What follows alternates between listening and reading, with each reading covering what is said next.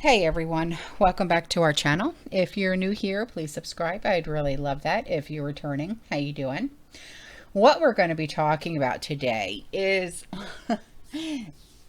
there's apparently there's predictions that are out for 2023, and I came across them and I was laughing and I was just like, all right, there's some talking points here.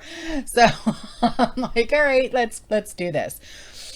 So, there is a serious growing consensus that 2023 is going to be miserable, even worse than 2022. All right. You know what? I can vouch for that. Personally, I can vouch for it. But it has to do with the U.S. economy and for the global economy as a whole. All right. In fact, for the past couple of years that I've been doing YouTube and, being what they consider an independent journalist. All right. I have, when I read this list and I was like, oh, there's some big names on this list. Oh, it was one of those. So I'll read you these predictions and let's talk about it, because it's kind of like, ouch, one of those. So the first one is the IMF. Now, these are actual, ominous warnings, okay, that have been issued for the year ahead by these huge companies. Okay, so take these, run with them, or take them with a grain of salt, or whatever you want to do. But these actually came from these companies, and it's like, one of those. So the first one is the IMF, okay? And they said, we expect 1/3 of the world economy to be in a recession. Well, jackpot, Jack, because guess what? We're already there. But they said even countries that are not in a recession, it would feel like a recession for hundreds of millions of people. Well, right on. Yeah, it will. I think we're going to have more than like a Great Depression, like a second Great Depression.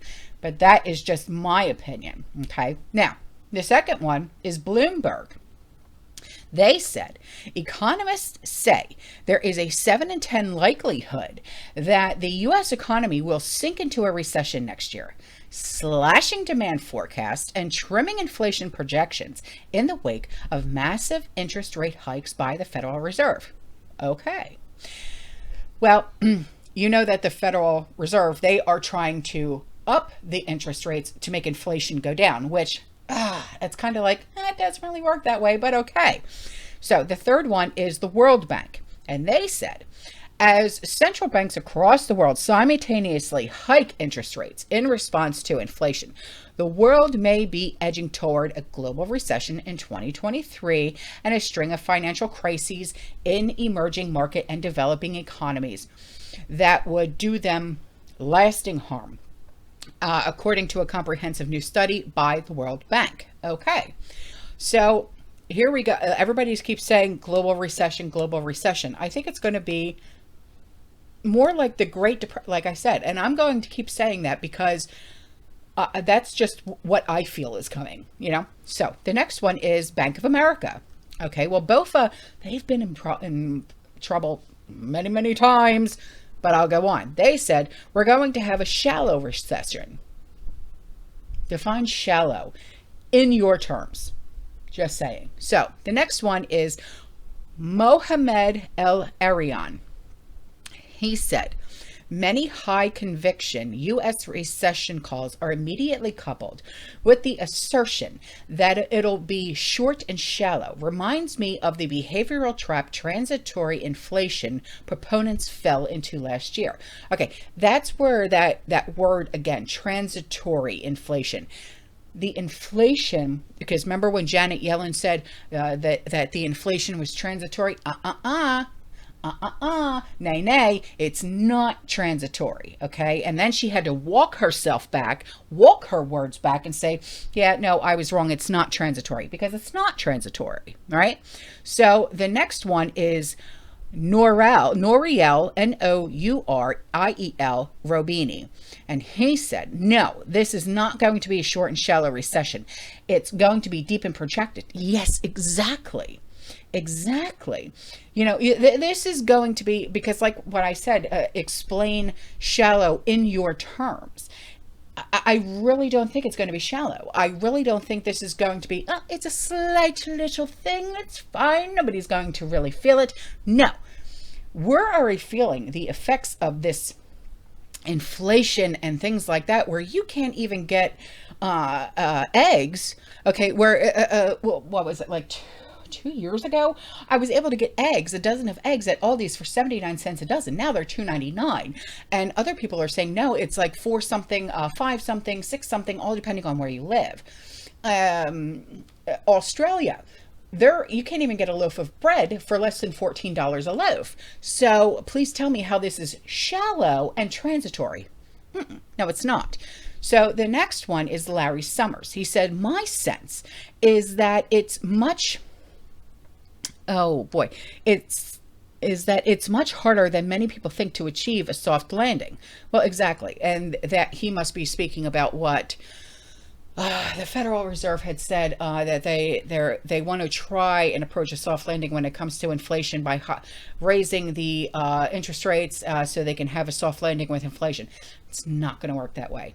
The next one is, here you go, Trish. Goldman Sachs, okay, the CEO, David Solomon. He said economic growth is slowing. Goldman Sachs CEO David Solomon said at the same conference, when I talk to our clients, they sound extremely cautious. Well, of course.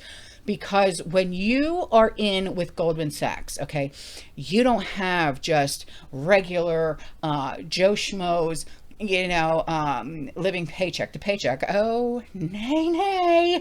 You are dealing with millionaires, multimillionaires, billionaires, okay? You are dealing with big money here, okay?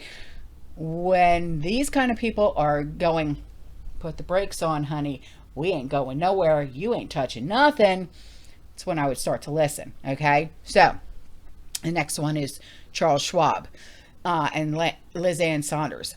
They said we have to take our medicine still, meaning a weaker economy and a weaker labor market. The question is it better to take our medicine sooner or later? Well, that's a really hard question to answer. It really, truly is. Well, see, here's another reason why we prep, right? You have to learn how to prepare yourself for what is coming ahead. And also you have to educate yourself on what is possible and what can possibly happen and what is coming ahead. You don't want to be smacked in the face and say, oh, I didn't see that coming. Really? Well, why? You don't pay attention. You know what I mean?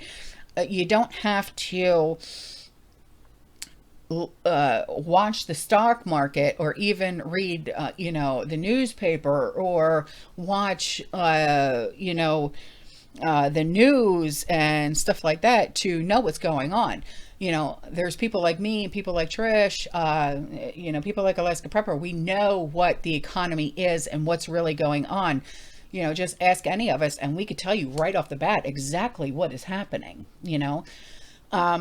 The next one is BlackRock. BlackRock, Vanguard, yeah. They said central bankers won't ride to the rescue when growth slows into this new regime, contrary to what investors have come to expect. They are deliberately causing recessions by over-tightening policy to try to rein in inflation. Okay, well, this is coming from BlackRock. This is coming from BlackRock. And BlackRock and Vanguard, they were the ones that were going in and buying up all the property, especially in Texas.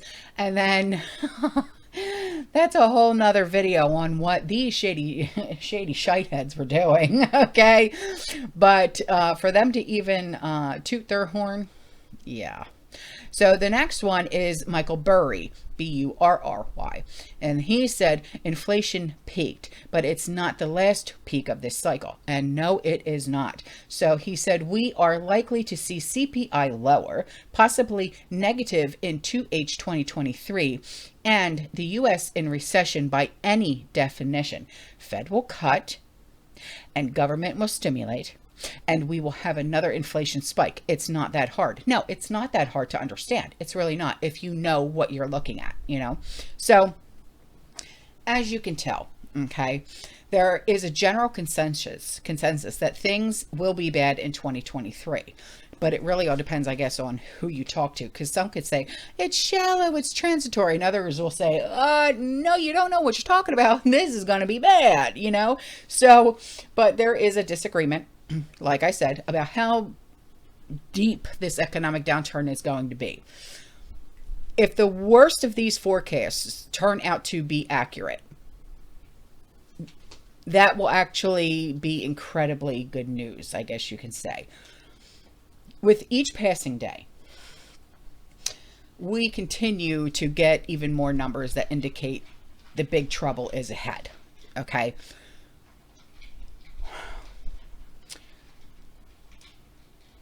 We haven't seen anything yet like we did like in 2008. Okay. And we all remember what that housing crash was like. Okay. My husband and I had just built our house in 2004, and I'll never forget, because my dad kept saying, you really should take out, a home equity loan. And I said, no, you know, we just built the house. I really don't want to do that. And he said, no, listen. And he said, you really should. And I said, no, I didn't want to do that. And that was right before 2008.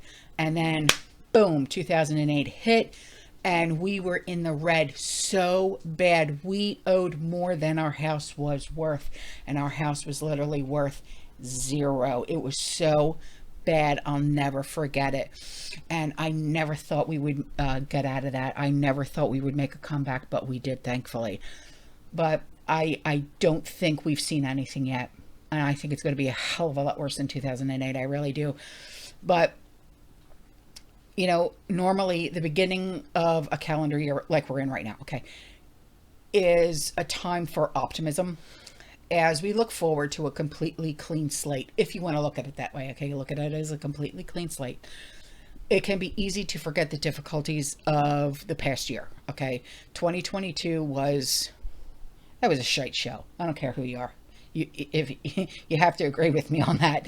But this year, things seem to be different. I mean, on some level, just about everyone can feel that very challenging times are ahead of us. That's why a lot more people have become of the prepared mind, right?